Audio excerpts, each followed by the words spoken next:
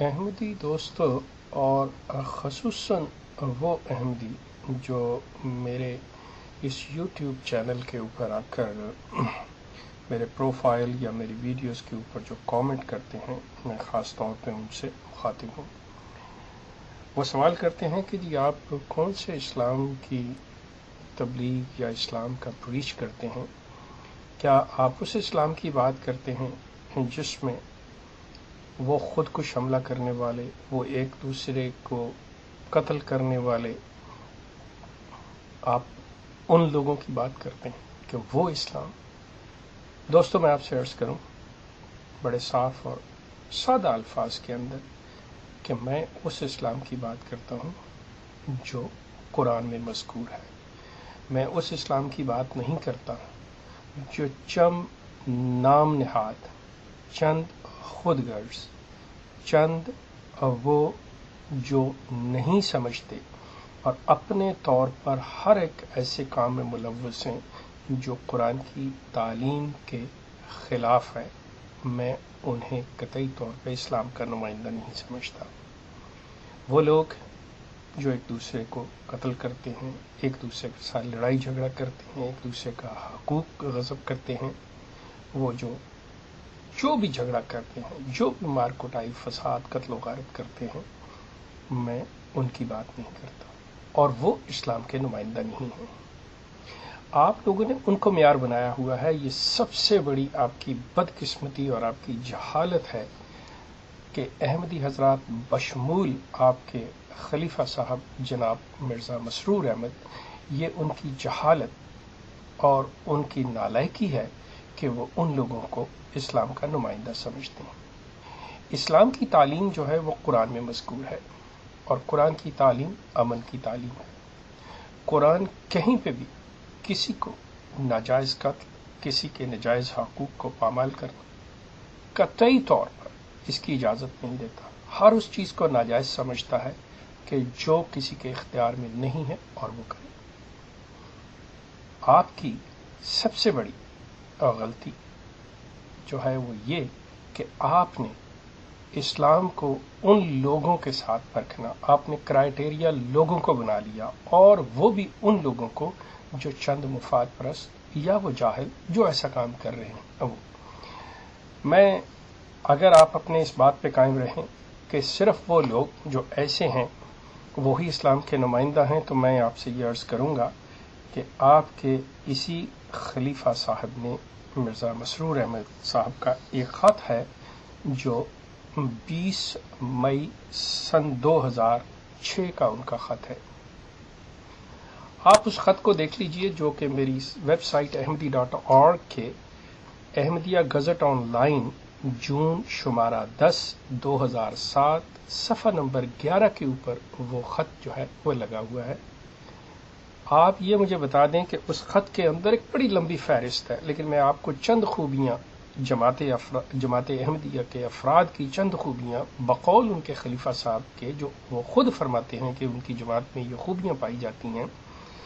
کہتے ہیں کہ نماز با جماعت میں بے قاعدگی، نشے اور شراب کی عادت، گالی گلوچ اور لڑائی جھگڑے، غیر احمدیوں سے تعلق، بے پردگی، تعویذ گنڈے اور پیشہ ور دعا لوگوں کے پاس جانا، مار کٹائی، جھوٹ، ایک دوسرے کے حقوق پورے نہ کرنا، ذہنی معذوری، بے روزگاری، خاندانی جائیداد کے مسائل وغیرہ۔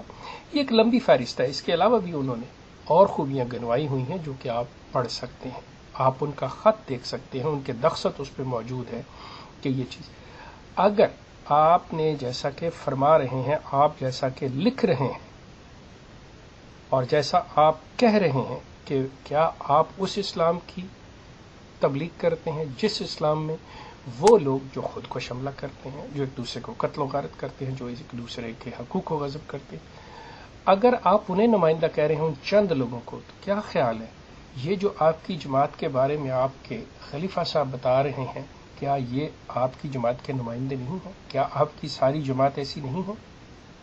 اگر آپ یہ سمجھتے ہیں کہ یہ لوگ جن کا ذکر آپ کے خلیفہ صاحب فرما رہے ہیں اپنے خط میں، یہ چند لوگ ہیں اور ایسے اچھے برے ہر جگہ پہ ہوتے ہیں، تو آپ کم از کم کچھ تو انصاف سے، کچھ تو دیانت سے، کچھ تو شرافت سے کام لیجئے کہ اگر کچھ ایسے چند جاہل اور مفاد پرست اور جو اسلام کو نہیں سمجھتے وہ ایسا کام کریں، تو آپ کیوں اسلام کو بدنام کر رہے ہیں؟ آپ کیوں کہہ رہے ہیں کہ وہی اسلام ہے جو چند لوگ ایسے برے کام کر رہے ہیں؟ اگر آپ کرائٹیریا برابر رکھنا چاہ رہے ہیں تو پھر مان لیجئے کہ جو آپ کے خلیفہ صاحب کہہ رہے ہیں کہ ان کی جماعت کے اندر اس قسم کے لوگ ہیں، تو آپ کی جماعت کو پھر ہمیں یہ کہنا چاہیے کہ احمدیت اس چیز پہ ہے۔ دوستو، آپ خود غور کیجئے، آپ کسی کی طرف ایک انگلی اٹھاتے ہوئے غور کر لیا کیجئے کہ 4 آپ کی طرف اٹھ رہی ہیں۔ افسوس اس بات کا ہے کہ آپ اپنے آپ کو اور اپنے حالات کو اور اپنے بارے میں وہ نہیں جانتے جو آپ دوسروں کے بارے میں کہنا چاہتے ہیں، اور اس کا بھی آپ کو علم نہیں ہوتا۔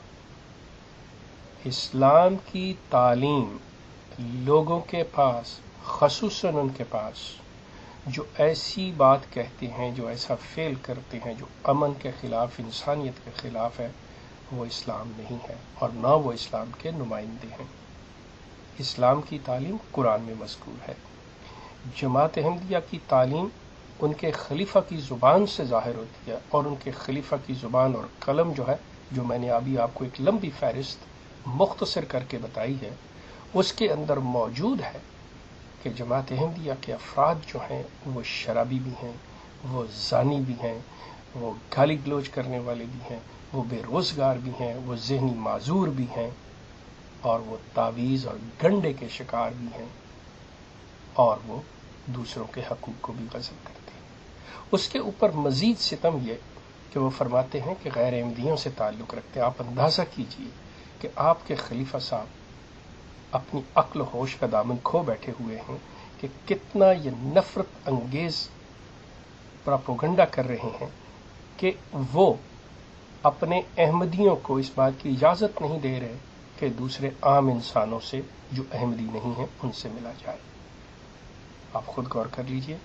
میرا خیال جو سوال آپ نے اٹھایا میرے پروفائل کے اوپر کہ میں کس اسلام کی بات کرتا ہوں، مجھے امید ہے آپ کی سمجھ میں آ گیا ہوگا کہ میں اس اسلام کی بات کرتا ہوں جو قرآن میں مذکور ہے، اور قرآن جو ہے وہ مکہ کی وادی کو امن کی وادی کہتا ہے، اور احمدیت جو ہے وہ امن کی وادی جہاں پہ سکھوں اور ہندوؤں کا قبضہ ہے اسے دارالامان قادیان کو کہتے ہیں۔